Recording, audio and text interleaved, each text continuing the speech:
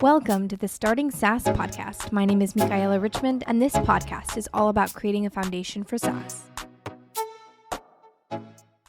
Today, I have on Andrea Bowers. I'm so excited to talk to her about all things SaaS. So welcome to the podcast.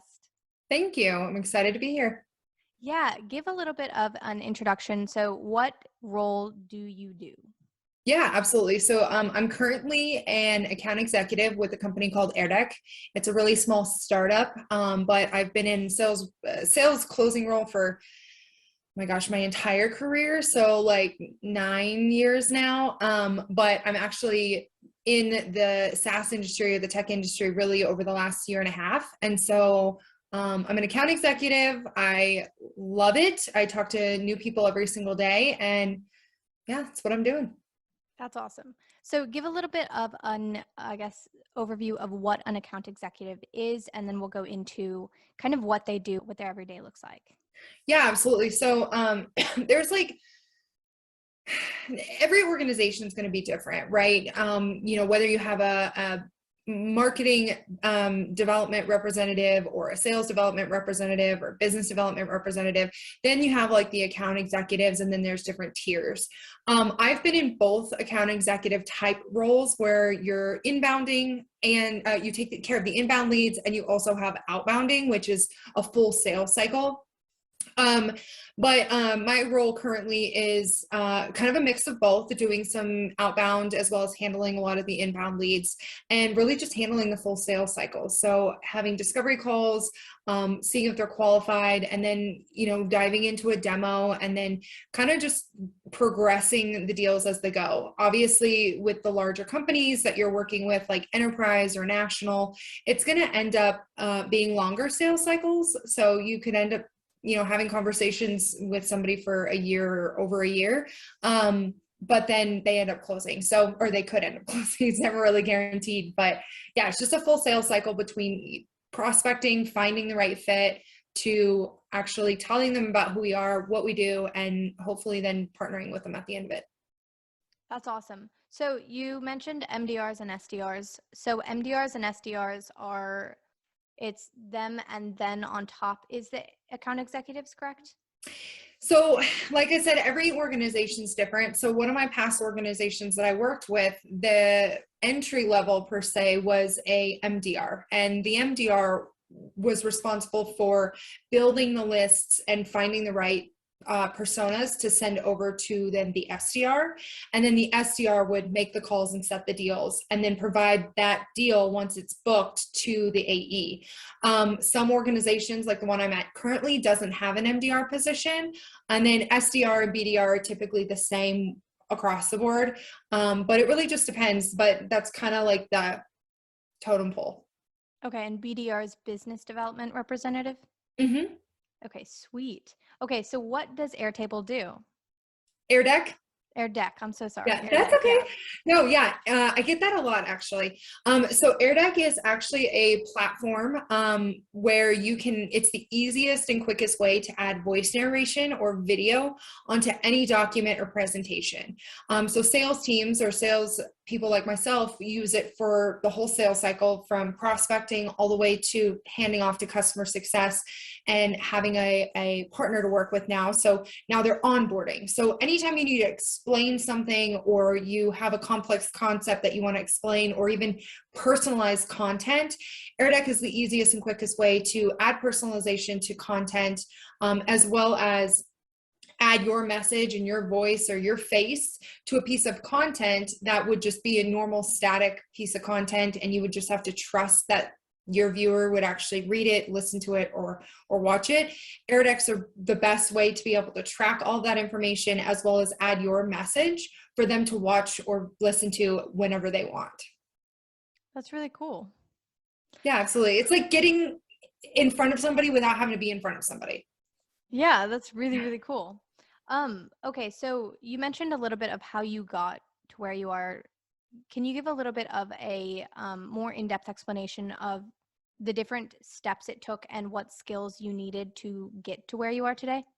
Yeah, so I'm a little different. And not everyone's going to have the same career path. So, somebody might have the career path of like a straight up shot. Some people have an up and down roller coaster. Some people really take a step back. It's just a matter of what's going to be best for you and either your family or your what you want to learn. And even the path of where to go as far as like larger companies or smaller companies, which way do you go from there? I think the best advice, or what I could say, is it depends on what you want to learn. So if you want to learn, how to run the business or what the business looks like and starting it from the ground, obviously a startup then would be, ideal, and you get to learn so much more than just your role. Whereas like if you want to just learn the sales process or marketing process within a larger organization, go and be a master at that larger organization. So it really just depends. But to answer your question, like I said, I'm not your normal climb up the ladder. I was actually working in a B2C role for about 7 years out of college. I was with the same organization. COVID hit, and I was one of the thousands of people laid off. So I was just a number on a spreadsheet. And, scrambling to find something. I wanted to make sure I found what was right for me. And that's how I kind of just found the tech industry and the SaaS industry. And so I started as a telephonic account executive, where I was doing full sales cycles. There were small deals, but full sales cycles. And then I had an opportunity to become an enterprise account executive with another organization. That was a completely different game because I was selling to marketers.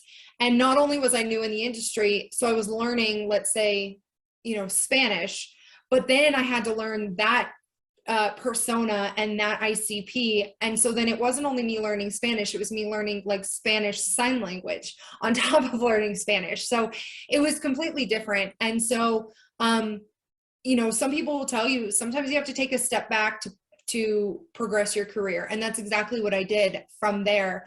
I actually went down, and I say down lightly because it wasn't really down, but I went to an SDR role then at that time. And so within the SDR role, because I hadn't really had that experience specifically as an SDR, I learned a lot of basic fundamentals. I learned different ways of prospecting. And then now I'm where I'm at as within AirDeck as an account executive. So everybody really has a different career path. And I just happen to, take a step back in order to progress forward. But yeah, it's different for everybody. Yeah, I love that. It truly is. It's funny how many different paths you can take to get to the same point, but it's really cool because you learn so much at these different roles that you have. You mentioned that you were in a B2C role. What was that like, and what skills did you learn? And can you also clarify, so B2C is business to consumer. Can you clarify that a little bit? Yeah, great question. So B2C and then B2B, so business to consumer, that is a lot like Amazon, you go on and you're a consumer and you buy whatever products you need. I specifically worked at a big company, a big organization, had millions of employees. And I was in the car dealership, so like the sales side, where I was an account executive, and then I went into a management role. So I was selling cars, and then I went into the management role, started selling the insurance and the other parts of it. So I was still selling to the consumer, whereas B2B is you're selling business to business. And so you're selling to sales teams, or you're selling to marketing teams, or you're selling to organizations. So SaaS is typically B2B because your product or your software can benefit this company, and it's not just a consumer, it's a company. Thank you. And yeah, sorry, I was going to say, and the skills that I learned, really just communication, empathy, because I was working with people directly, just being personal and having that empathy and communication and even curiosity are all skills that I was able to transition over into B2C. That's perfect. I think that's one of the most thorough definitions of B2B and B2C that I've gotten. So thank you. I've lived in both worlds, so it was easy for me to be like, yeah, here you go. Yeah, it's very basic stuff, but it's all of these acronyms that make it like a little bit disconnected. You're like, okay, wait, how does that work again? Yeah. Okay, so then you said you were talking about an ICP. So ICP is an ideal customer profile, correct? Yep. And that's used in businesses to kind of make sure that you are targeting the right person, the right customer, making sure that you get your product to the right people, I guess. Yeah, absolutely. So it's exactly what it sounds like is, who do you want to target when organizations are selling their product or their solution? You don't want to just mass blast that out to everybody. It's not going to work for everybody, and so with AirDeck specifically, we've come to realize, yeah, AirDeck can be used for sales, it can be used for HR, it can be used for customer success. We're at that stage where we're like, okay, let's hone it in, let's find what this really helps with, and let's go after that specific ICP and persona. And so that's what we're doing. But it is just finding who your solution best fits. Yeah, that's very helpful because you definitely don't want to waste resources and time. Yes. Okay, so specifically in your role, an AE, one of the things that you mentioned that you do is you pitch people. How have you learned to pitch well? Like, how do you craft good pitches and make sure that you are positioning your company well? Yeah, that's a really great question. I think there's never an opportunity where I guess there's never really like a time where you just not work on your pitch. And you're always just trying to figure out, because no one's the same, and you want to figure out, okay, well, how can I help this organization or this person? What's their pain and what's the solution that I'm here to like offer them? And so don't pitch slap. If I can give anybody that advice, you'll hear it all over LinkedIn. Do not pitch slap. That is with a P. P as in Paul, pitch slap. When you reach out to somebody on LinkedIn, LinkedIn is a social platform for building trust and relationships. It is not a marketplace to sell your product and pitch them. So I'm not going to become friends with you on LinkedIn or connections with you on LinkedIn and be like, hey, do you want to buy AirDeck? Or, hey, I see that you run a podcast and I thought that you could use AirDeck for XYZ. Like, no, that's not the right place to do it. You're still going on a first date. So you want to build the trust, you want to build that relationship.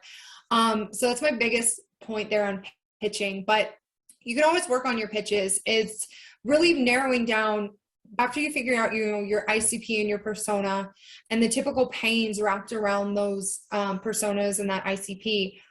How does your solution benefit that pain within that ICP? And that's how you would build your pain pitch. So I have it all written down somewhere, but you want to be able to narrow down, okay, well, what is the benefit? What's some social proof around it? So when you're looking for, or when you're about to pitch somebody, whether it be on the phone or whether it be, via email, you want to have your pain pitches written out, and different, things are different. Everyone has different pains or solutions, but there's typically a theme going on with different ICPs. But you want to be able to find out, you want to have listed out the benefit or the differentiator of your product or solution in simple terms. And then your next step would then be relating this benefit back to the customer and put yourself in their shoes. And then the third step of the pain pitch is asking an open-ended question relating to the impact of having this benefit having on for their prospect on their team. So what an example would look like is specifically for AirDeck, right? So through AirDeck, our customers have been able to enrich their documents and communication from one platform. So that'd be like my first sentence of the pain pitch. And then, putting yourself in their shoes, they have seen, X amount or whatever, like a number of value or something valuable to them. What's the benefit? They have seen X by communicating through AirDeck. And then what would the impact of having this communication be for your team? So by being able to really find the benefit and the differentiator, and then relating that back to the customer and having an open-ended question of how that would impact their team, that's a pitch without having to pitch. That's just saying, hey, this is actually what we do. Would you like to learn more? And so there's different ways of having a pitch, but by actually being able to point out the benefit and the differentiator and being able to relate that back to that person and their pain is going to be a better pitch. I guess it's just it's less pitch slappy. I got that. So it's like, it's the difference between having a pitch that's written with something like copy or making it really, really sound cool, and it going straight to the heart of, okay, what are your problems? What am I trying to solve? Here's the offer. If you don't need it, it's okay. But like, I want to make sure that you understand what this is. Yeah, and mostly the pitch is just to generate curiosity, right? Like you're not going to want to be like, hey, yeah, here's my benefit. Here's the differentiator. This is how it works in your shoes. Do you want to buy it? It's not necessarily like, how do you think that would impact your team? Oh, yeah, it would be great to have on my team. Awesome. Okay, how many seats do you want? It's definitely nothing like that. It's just your pitch is meant to generate curiosity. And so once that curiosity is generated, then you're able to have a deeper conversation and get to know the prospect and get to know what their real pains are, what they're really going through, and what they need to solve. So as an account executive, whenever you're having these conversations, a lot of the time you need to understand the different aspects of how the product works. So not just the benefits and the differentiators, but also the tech behind it and the specifics. How do you go about learning all of that and making sure that you are knowledgeable enough to answer questions that possibly will pop up? Yeah, absolutely. So I don't know, I have a book I recommend, Addicted to the Process by Scott Leese. He is a really great resource to follow, but he talks about mastering your product and mastering your solution, because somebody can ask a question, and if you don't have the answer to that, you're so worried about trying to find the answer that you miss out on having the conversation with somebody. So by having a natural conversation and flowing, it's really important for you to know your product on the back of your hand. And if there's times where you actually don't have the answer, hey, you know what, Michaela, I'll go ahead and get that answer for you. That's not something I have at the top of my head right now, or whatever. I'm going to make sure I get that answer for you, and then just write it down and get it to them. But mastering your product is going to give you a lot more confidence in being able to speak to it and sell it. That makes a lot of sense.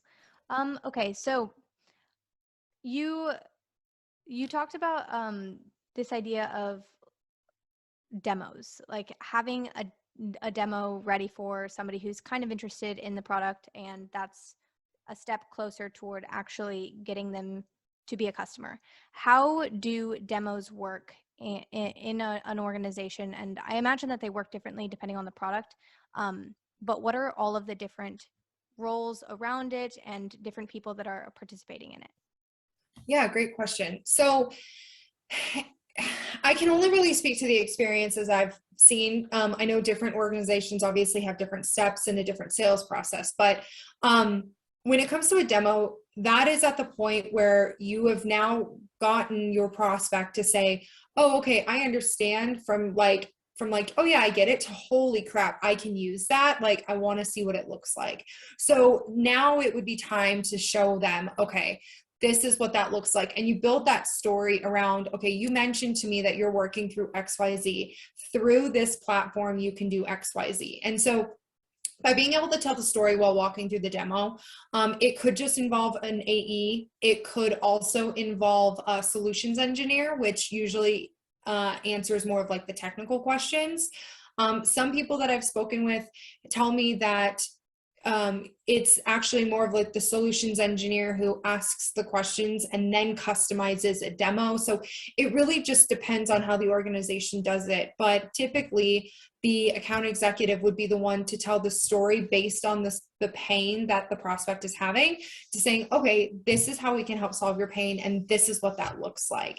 And so that's really what the demo would entail. So it's just like running through their specific potential need. Yeah. I mean, I definitely don't want to show anybody a use case. So for example, just speaking AirDeck because I'm here, but let's say I'm talking to a customer success manager and they're telling me that they're struggling with being able to customize or personalize content at scale for onboarding guides. It's just very generic. Their their customers they're not engaging with it. They're not really paying attention. They just want help getting set up on the platform. Well, these guides, if they were to actually engage and digest this information, the guides would actually help them be able to teach them without actually having to schedule a call. So if that's their pain, and I start showing them the solution or my platform based on a completely different use case. So if I was like, yeah, and this is how you get in touch with decision makers, and this is how you can get your message to decision makers and whatnot. Like if I went and started telling a completely different story or a different use case, I've now lost their interest, and I've already shown now that I did not do my part as an active listener to find out what was really important to them. So you lose credibility, and then you also now probably lost the prospect because you went a completely different direction. So by being able to actively listen to what they're saying and build that use case or build that story into how you show them your demo is really, really important. So listening is a big part of it, but also asking the right questions. How do you make sure that you ask them the right questions to get to the right answers? Yeah, so that's tough. That's definitely an area of opportunity I have always been working on, and I'm never going to stop working on. I think I do have to say you're doing a really great job at that, because you're making a statement, you're asking a question. That's exactly what it is on a discovery call. Is you're wanting to find out specifics, right? Whether it be whether you follow BANT or you follow MEDIC, different sales ways of having, like, flows of having discovery calls. Whichever one you follow, these are still pieces of information that you need to gather. So who's the decision maker? What's the metrics? Who's the economic buyer? What's the budget? Those kinds of questions. You definitely don't want to be reading from a checklist, because you want to have a conversation flowing. And so there's really no right way to ask or set of questions to really ask, besides just knowing what types of information you need to build that story. And then I think just really great rule of thumb is anytime you ask a question and they answer, before asking another question, make two statements. So, you ask me a question, you're like, oh yeah, that's a great, that's a great answer or whatever. And so, you've made a statement now, and we're having a conversation, rather than like, oh, well, tell me about this. Oh, okay, well, now tell me about this, because it sounds like a checklist. Whereas just having a normal conversation flowing and asking questions off of what you've already gathered is going to really, one, give you credibility. Two, the conversation is going to flow a lot more. And three, you're actively listening to what they're saying and they notice. Mm-hmm.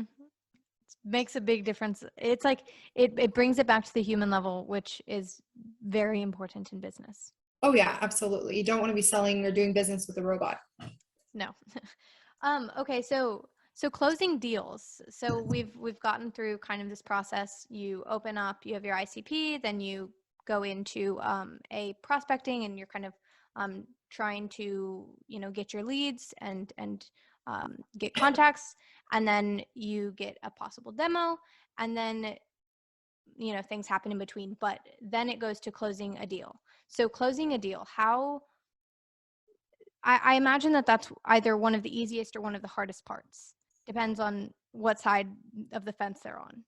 Definitely the hardest. Nothing is guaranteed until the ink is dry. I mean, it is not guaranteed. I mean, I have learned the hard way where I'm like, oh yeah, they're totally going to buy. Like I've heard, whatever. And then all of a sudden they have a contract in hand and I never talk to them again.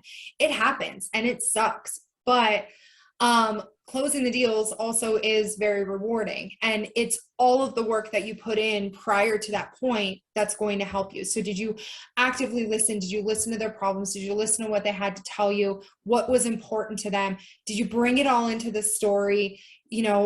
Everything. Asking the right questions is going to overall get you to that point of where they are now like, holy crap, I need this solution, or I need this tool or software. I need this in my life. We need to have this on the team. And then finding out who then is involved to then close the deal. So it's never guaranteed, but all of the work that you had put into prior to getting there, that is what is going to either close the deal or not. That makes a lot of sense.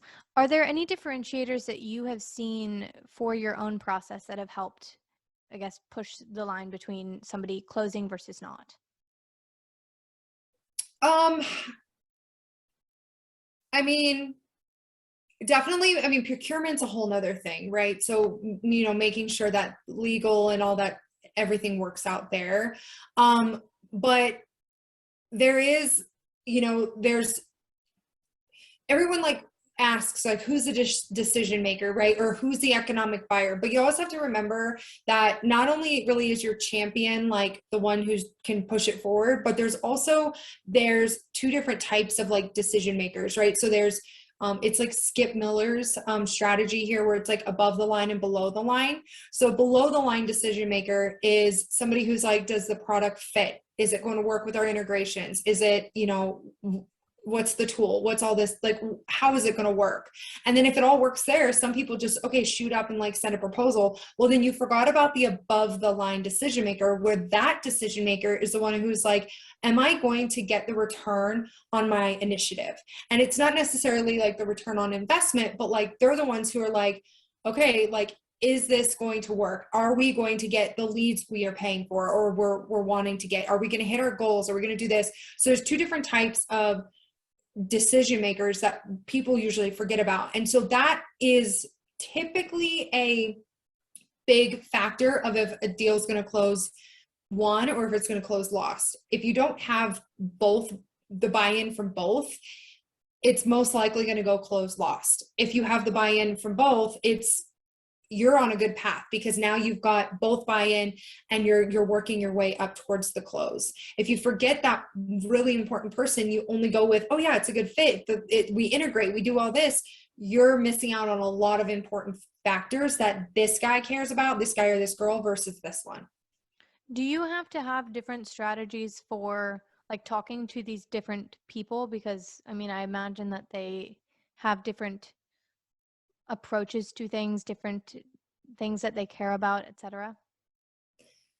Not necessarily different strategies. I mean, I think the only thing that I would normally change up is you want to mirror them, right? Like, I don't want to go into a conversation. This is something I learned from my B2C life, is that I'm not going to go into a conversation with a very direct, like CEO who just wants to know numbers. He's very direct. I'm not going to go into a conversation with him saying like, hey, how's your day going? What's up? I'm going to ruin his day. He doesn't have time for this. Like, but by understanding what type of personality trait, or reading what kind of personality trait, that is probably the only thing that I go in with changing, because I'm still trying to find out the right information. I've already narrowed down that they are my ICP and they are the right persona. So there shouldn't be any differentiation between how I go into, or strategy, but between how I go in to talk to them. The only thing I would change is the tone and just mirroring the person that you're working with. If they're numbers driven, they want to see numbers, talk to them about numbers. If they are a chatterbox and want to talk about your kids all day, okay, let's talk about my kids. Like, I'm totally fine with that. Like, it's a really good way to build trust, but you're still going to ask the same questions to get down to what their problem is. Gotcha. Okay. And then I have one last question before I get into the final set, which is kind of like a, not rapid fire, but more of just like a one-off, pretty quick answers. Okay. Okay. So working on a team, the cool thing that I've seen about SaaS is that you have to work as a team. Like, even if you get into a really big organization, everything works more smoothly whenever you work as like an organism. You're moving in step. How have you seen, I guess, that work in your organizations, and what are some tips and tricks, advice, etc., for doing that well? Yeah, absolutely. So I like how you put it as in like organisms, because you do have to function as a whole, right? I mean, even though, as an IC, you are trying to, hit your own quota, you still have to work as a whole. So I think the biggest tips and takeaways is just an open line of communication, and don't be afraid to ask questions. So I think that's probably the biggest thing, whether it be in like a large organization or small. Don't be afraid to ask questions. Don't be afraid to speak up. Being in a smaller organization, I do see that more encouraged, because you're all there to make it work, right? A small or a company with only 10 people needs to have full blown communication in order to work. And so just by speaking up and having like asking any questions or even just suggesting anything is definitely super important. As far as like the larger organizations, just because it's a larger organization doesn't mean you shouldn't ask and want to learn. And so by learning something new every day or even teaching something new every day, everyone's going to grow as a whole. That makes sense. Okay, final questions. So, what is your favorite aspect of the SaaS industry? Ooh, that's so hard because, okay, so I've just recently been thinking about this. So I wouldn't necessarily say it's of the SaaS industry, but of the, like of a startup in the SaaS industry. My favorite part is I actually am comfortable with the ambiguity. So like, I'm really comfortable with like not knowing what's coming next, what I can be a part of next, like what can I do to help? What can we create? Like, I like that aspect of like building something and making it work. So that is my favorite part right now of like, not necessarily the SaaS as a whole, but like of a SaaS startup. Love that. What is the biggest challenge that you've faced while working in SaaS? I don't know. That's so hard. I feel like you're going to run into like little challenges every single day. I think, so I think from coming from B2C to going to B2B, I really miss the personal interactions. So I think that was a challenge for me at first, is that I wasn't really having, not because of COVID, it's just when it comes to a B2B world, you're talking to companies all over the globe. And so when someone would come in and buy a car with you, you got to sit there for like, 2 hours and have a conversation and hang out. And it was super fun.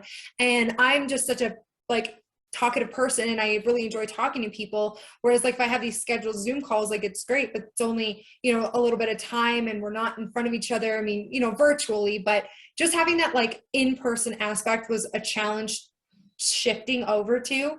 But I've definitely made it work. I mean, we've got, video, email, text messages, like, sending emails, AirDecks all the time. So it works. That's funny. I fully relate to that. It's the most amazing thing whenever you get to actually meet the people that you've been talking to over Zoom and everything in person. And it's so different. Like I remember I saw a couple of my friends and they were just so much taller than I thought they were. Oh yeah, that's so funny. I think height is always like, okay, we're gonna meet in person. Like, Yeah. how tall do you think this person is? That is always a conversation I've had right before a Mm-hmm. meetup. It's so funny. It is. It is. It catches you off guard a little bit. Yeah. Okay. And then the last question, well, actually I have two, but mostly the last question. What do you wish you knew before you started?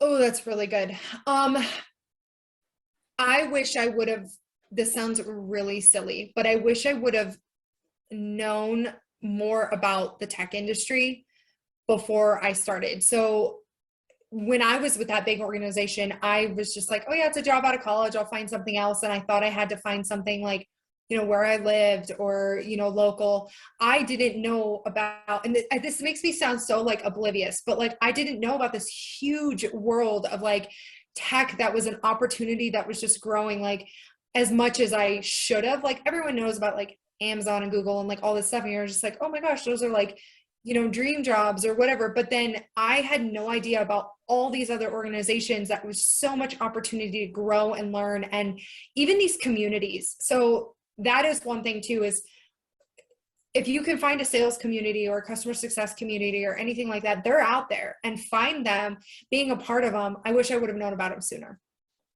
Completely agree. It's life-changing. I did not know. It's like a whole other world is opened up to you. And I did not know that anything existed before this. I was like, oh, that's not available to me. I Yeah, have to be a certain type of person or do a certain thing. It's crazy. It it is. is. Okay. And then this is just like, what kinds of resources have you found very helpful? Yeah, so that's kind of, I'm going to answer that in two parts. One part is you have to be willing to learn and do like self teachings in order to also be successful. You can't rely on, sales leadership or, what do you have provided to you right away. So reading books, listening to podcasts, being a part of those communities. So that is definitely resources that I recommend going out and finding and being a part of to really up your skills. Not only that, but don't be afraid to look for and ask about mentorship. So mentorship is huge. Finding the right mentors to help you and guide you is just invaluable. I saw your post on LinkedIn where you said that you should ask for a mentor. Like there's stigma against asking for a mentor, but you should. Yeah. And I guess there was one guy who was kind of coming back at me at it, and it was a friendly conversation. It wasn't anything bad, but I mean, I should have been a little bit more specific, but he was asking like, so you just ask? And I'm like, well, I mean, sometimes it's just assumed, or I'll like drop it in a conversation, be like, yeah, hey, like, I really appreciate you as a mentor and, you know, even a friend. And then it's like, okay, I have now labeled you as my mentor.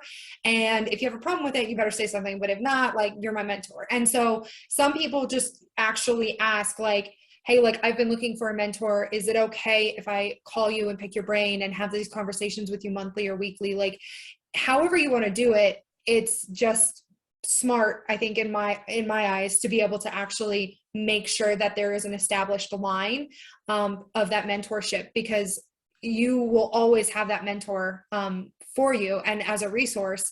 And, you know, just having that relationship is huge. I love that. Well, thank you so much for coming on the podcast. Yeah. I will drop all of your socials underneath and also link everything that you had mentioned. You mentioned a couple of different framework strategies and books, so I'll definitely link those in the description. Awesome. Yeah. Thank you so much. I appreciate it.